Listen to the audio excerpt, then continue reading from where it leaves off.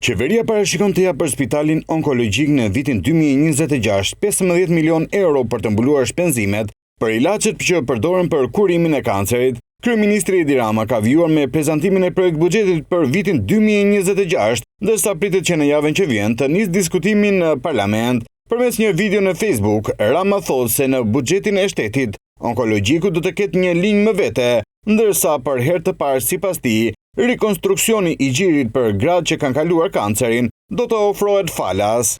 Hapim një linjë financimi nga buxheti i shtetit vetëm për këtë nevojë jetike, duke futur 15 milion euro ekstra në shërbim të pacientëve të onkologjikut. Për herë të parë, shërbimi i rikonstruksionit të gjirit për gratë dhe vajzat që kalojnë kancerin do të jepet i plot për të gjitha dhe falas. Viti 2026, sipas kreut të qeverisë, do të shënoj edhe partneritetin strategjik të QSUT-s me një spital të njohur italian. Kryeministri thotë se QSUT do të bëhet qendër referimi në Ballkan, por nuk dha më shumë informacion për termat e partneritetit strategjik.